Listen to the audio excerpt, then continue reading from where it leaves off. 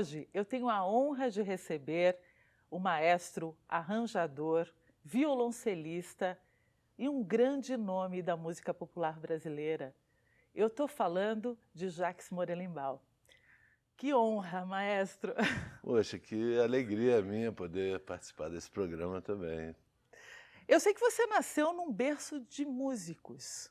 Como é que foi fazer parte desse berço, essa convivência, e como é que isso te projetou para o mundo? Eu acho que foi muito rico, né? Muito saboroso também. Quando eu nasci, meus pais eram muito jovens, né? Eu sou o filho mais velho. E meu pai tinha 22 anos, era violinista da Orquestra Sinfônica do Teatro Municipal do Rio de Janeiro. E imediatamente após o meu nascimento, ele foi convidado para passar a reger a orquestra, a ser o maestro adjunto, o titular da orquestra era o maestro Mário Tavares. Então, eu nasci num momento assim muito feliz da vida do meu pai, que já tinha ganhado medalha de ouro, se formou em violino e viola na Escola Nacional de Música da UFRJ, e de violinista ele passou a maestro. Então, durante a minha infância, o Teatro Municipal era uma segunda casa, e a música era o centro de tudo, era a razão de tudo. Eu via os meus pais, a minha mãe também é professora de piano, formada na Escola Nacional de Música. E a música, para mim, era uma maravilha total.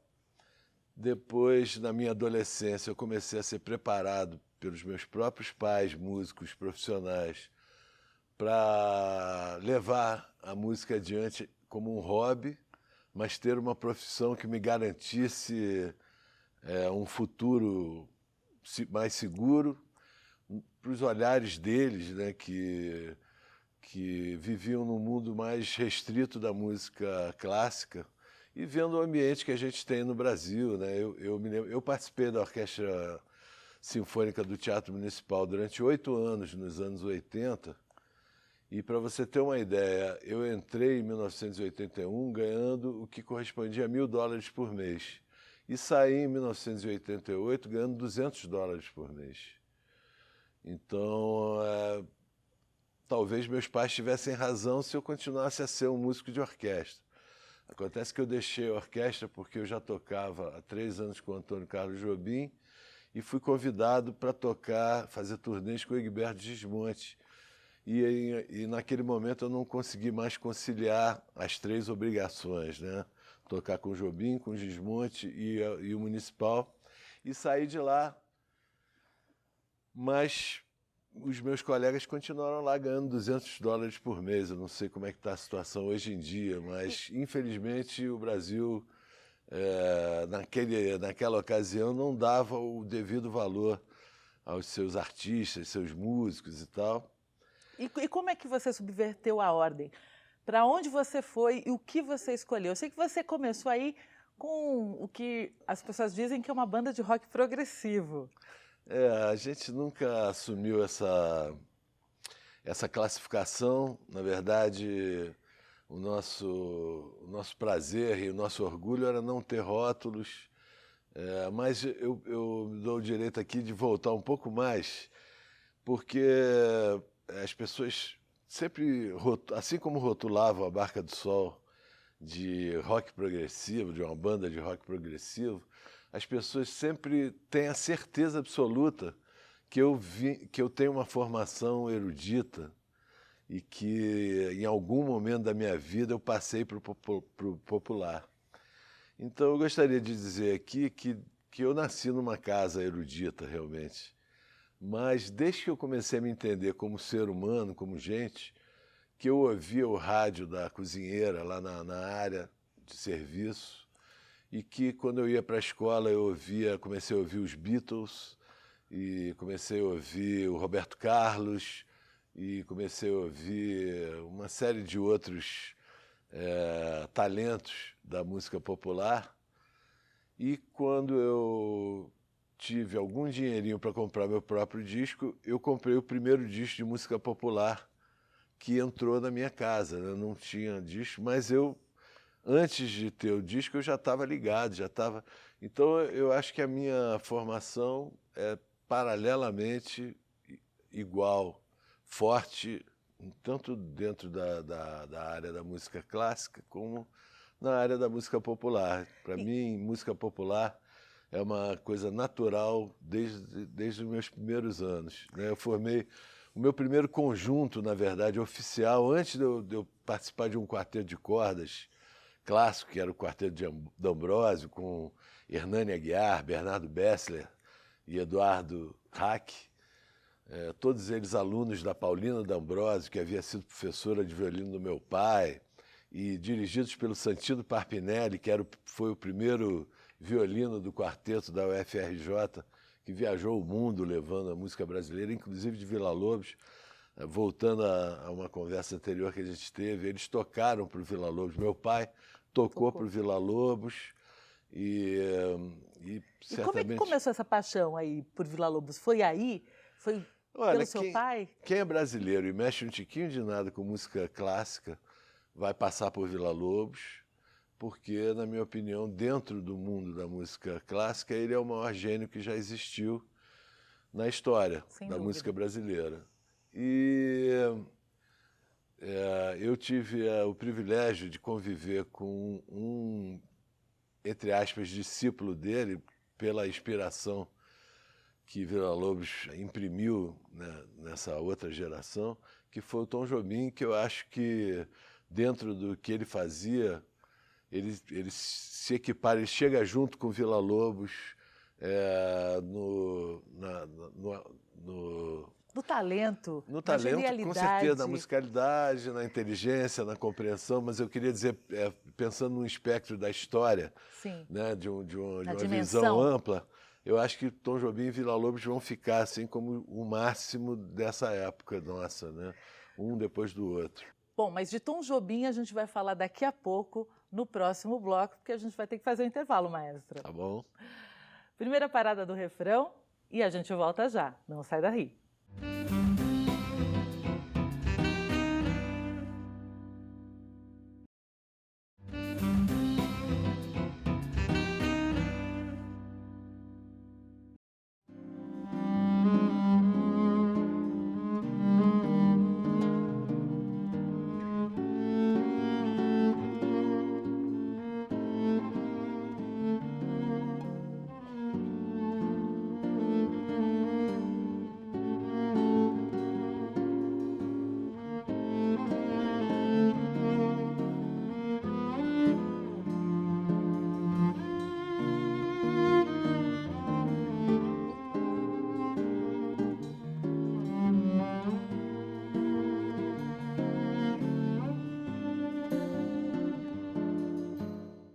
De volta com o refrão, hoje com uma participação especial do maestro Jacques Morelenbaum.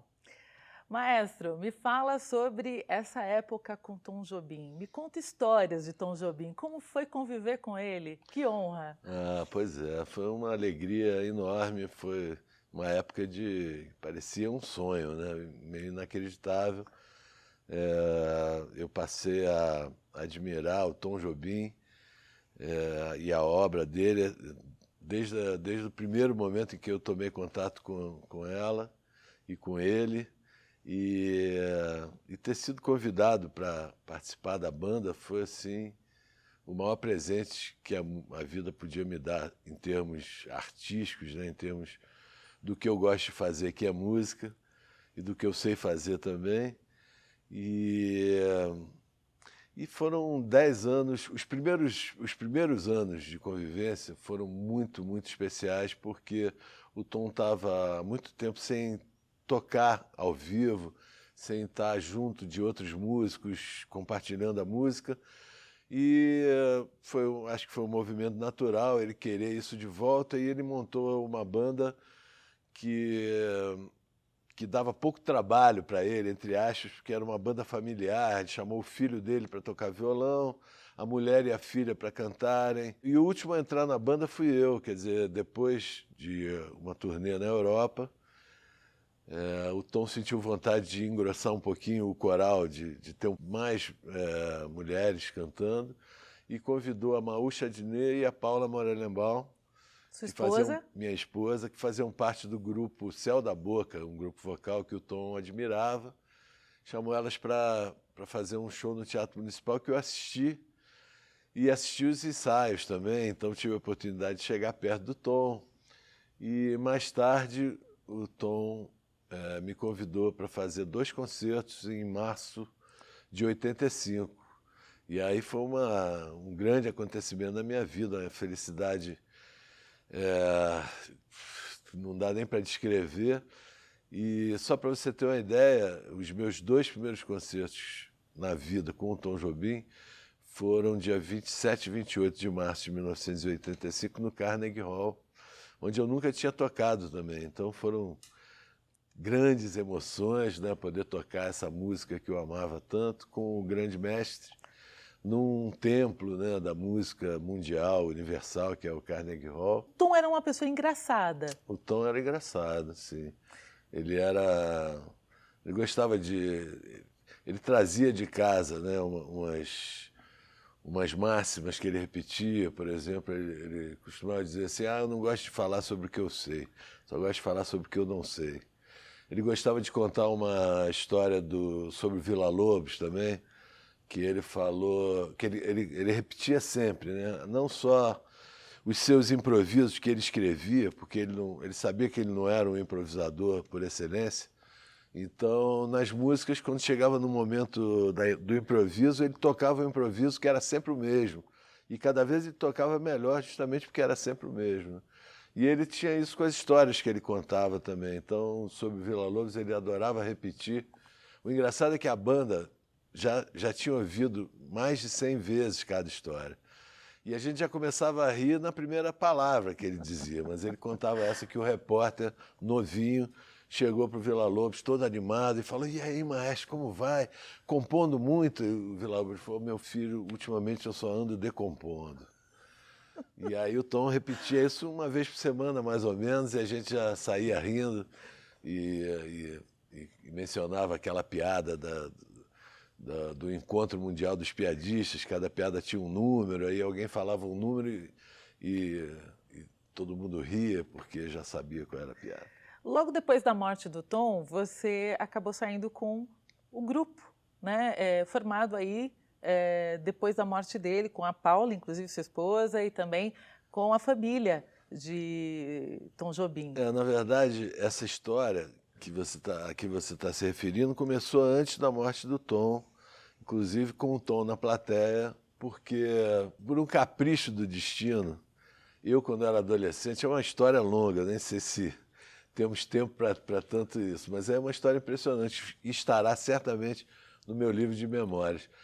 Quando eu era adolescente, eu tocava num grupo de música antiga, e nesse grupo havia um flautista que tocava flauta barroca, que era químico da Petrobras, mas tinha como hobby tocar música renascentista, flauta barroca, chamado Marcelo Madeira, casado com a Heloísa Madeira, que era a nossa contralto solista, que era uma exímia cozinheira.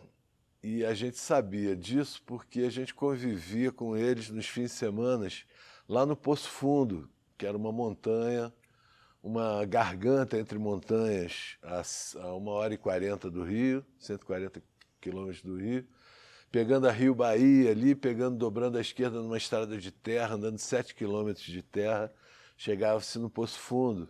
E a gente acendia a lareira de noite, o pai do Marcelo tocava choro no violão, a gente fazia sereste. Só que ele nunca me disse que ele era primo de primeiro grau do Tom Jobim, nem que aquelas terras todas em volta daquela casinha mágica pertenciam a uma fazenda da dona Nilza, mãe do Tom Jobim. E aí, bom, em suma, para resumir a história, eu, quando voltei dos Estados Unidos, eu passei 2 anos estudando lá, resolvi voltar para esse lugar e descobri que tinham 2 amigos meus, o compositor Juca Filho e o cantor Ronald Vale, que também participava do Céu da Boca. Eles estavam passando adiante uma casinha em Poço Fundo, que era do lado da casa do Marcelo Madeira. E eu e Vinícius Cantuário, o compositor, que éramos parceiros de baralho naquela época, resolvemos pegar a casinha que tinha um campo de vôlei gramado.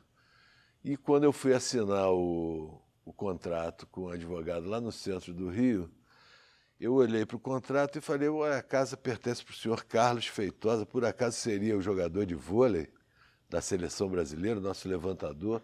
O advogado, sim. Esse Carlos Feitosa era casado com a Heleninha Jobim, filha da Helena Jobim, irmã do Tom Jobim, que tinha aquela casa que era no pé do morro onde o Tom construiu a casa, a que ele se refere na música Águas de Março, né, que foi considerada uma das músicas mais importantes do século XX e tal. Então era muita coincidência, né, para ser coincidência. Mas, de qualquer jeito... É uma grande história. Eu comecei a tocar com Tom Jobim estando naquela casa uma tarde e ouvindo alguém bater na porta, e abri a porta e era o Tom Jobim. Por acaso eu tinha Villa-Lobos tocando na vitrola e estava tomando uma cerveja, convidei o Tom para entrar e ofereci uma cerveja e ele falou, poxa, ouvindo Villa-Lobos, que beleza. E aí sentou lá e tomamos várias e conversamos. E ele falou, olha, de noite sobe lá em casa e leva o instrumento, vamos tocar. E aí eu obedeci, né? Maestro, vamos ter que fazer mais um intervalo. Sim. E nada por acaso. A gente vai para mais uma parada do refrão, a última, e daqui a pouco a gente volta. Não sai daí.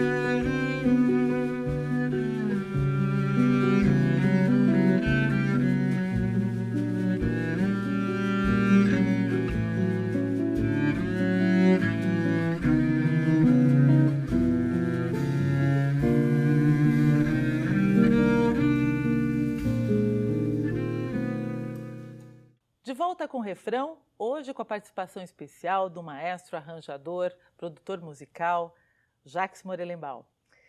Maestro, agora sobre as trilhas, né? Central do Brasil, super premiado, quanta inspiração. Como é que foi isso?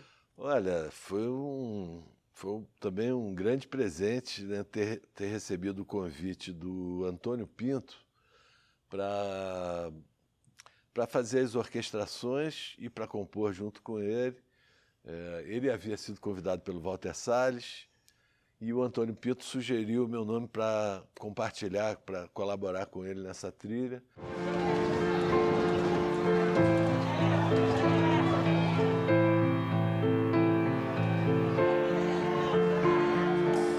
Eu gostaria de abrir um parênteses assim para contar um fato curioso da minha vida, assim.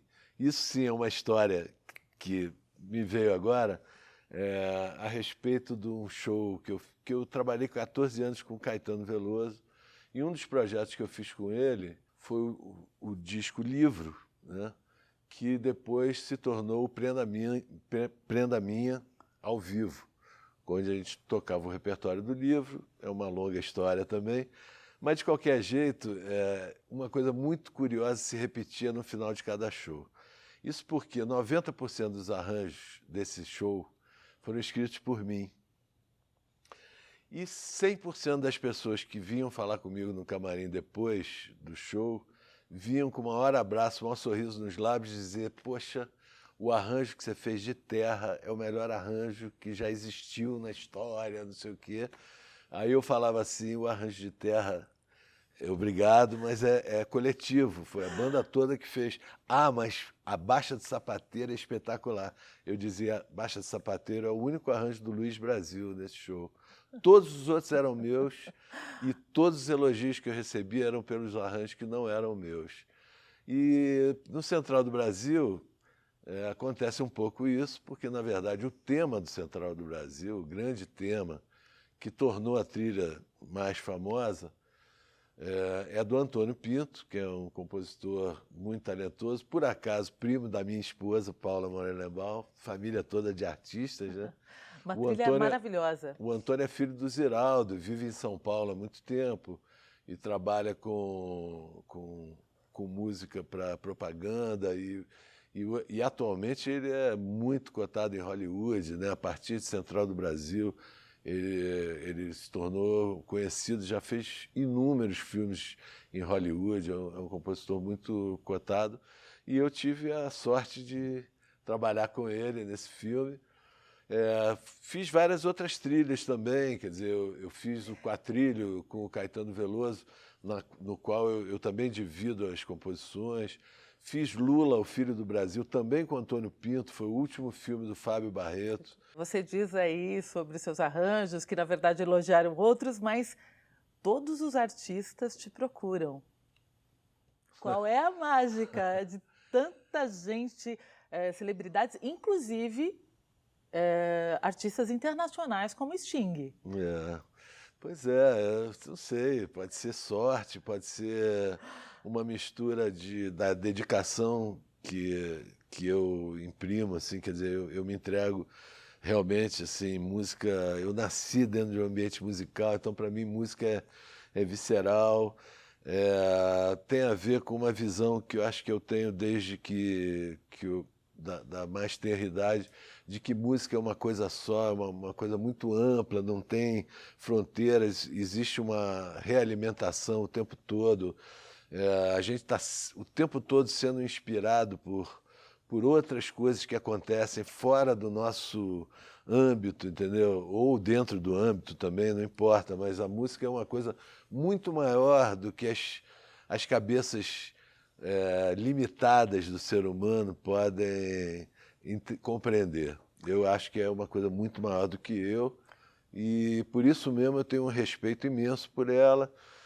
Para mim, música não é só o Rio de Janeiro, não é só o Brasil, não é só a América do Sul, é o universo, né? Os indianos consideram o músico um semideus.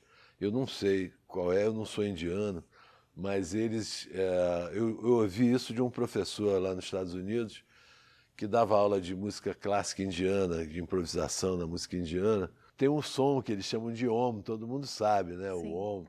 E que os músicos são aqueles capazes de escutar o Om e revelá-lo para o resto dos homens. Então, por isso, eles seriam semideuses e tal. Isso pode não ser verdade, pode ser verdade, mas de qualquer jeito, para um jovem estudante é altamente estimulante, né, para seguir em frente. Agora, maestro, falando em Om, falando em música indiana, eu me lembrei de um outro grande compositor que é seu amigo, seu parceiro também, Egberto Gismonti. Você fez toda a diferença no disco de 1985 de Egberto, tocando Trenzinho Caipira com ele, outras obras de Villa-Lobos. Aliás, as duas coisas acabam se aglutinando aí, as duas paixões, Egberto, Heitor Villa-Lobos. Heitor Villa-Lobos, um violoncelista, maestro, como você fez toda a diferença. Me explica essa paixão e essa amizade com o Egberto. A gente está chegando aí para o fim do programa. Então, Gostaria da sua palavra sobre isso. O Egberto sempre foi uma espécie de norte para mim, desde a minha mais tenra idade, apesar de nós termos só 7 anos de diferença, eu acho. Mas, de qualquer jeito, eu, quando adolescente, quer dizer, no momento que eu estava virando um músico de verdade, né, deixando de ser uma criança que estudava música para ser um músico, eu assistia todos os shows dele. Ele era um grande exemplo, assim. Eu percebia claramente na obra dele que ele estava pegando um bastão do Villa-Lobos e seguindo em frente e tal, né? Corações Futuristas e esse tal disco da Árvore que tinha a mesma orquestra de violoncelos que o Villa-Lobos havia inventado nas 8 baquianas. violoncelos. 8 violoncelos, 8 vozes de violoncelo. E o próprio Egberto tocando violoncelo numa música, ele tinha... Quem tocava nessa Associação Brasileira de violoncelistas era o Peter Dausberg, um grande violoncelista alemão, mas radicado no Brasil. E o Egberto teve umas aulas de violoncelo com ele e gravou no Corações Futuris um solo moderníssimo, com a liberdade que nenhum violoncelista teria. E tem muitas histórias para contar sobre o Egberto também. A gente jogando mal-mal no ônibus, ele afixando a tabela do campeonato de mal-mal. Imagina, 4 músicos brasileiros durante 3 meses na estrada. É um casamento também, né? Infelizmente, maestro, a gente chegou no fim do programa. Não tem mais tempo, mas assim, eu, por mim, gostaria de ficar aqui contando causos e falando da história da música, porque tem muita história para contar. Eu lhe agradeço. A gente volta para continuar esse bate-papo. Hoje a gente vai ter que tocar aqui, então vamos ter que terminar para poder arrumar o palco de novo. É isso aí, maestro. Tá bom. Muito obrigada. Obrigada por ser esse grande artista, né, que tem a sua obra ainda em vida, com muita criatividade e, enfim, grande respeito. Muito obrigado e eu agradeço também por vocês existirem, um programa todo dedicado à música. Para a gente é como a gente está em casa, né? Então, muito obrigado. Maestro, bravo! Obrigado. Bom, e a gente fica por aqui. Você acompanha a nossa programação no site da TV Justiça e também no nosso canal no YouTube, TV Justiça Oficial. Próxima semana tem mais refrão e eu te espero. Até lá, tchau!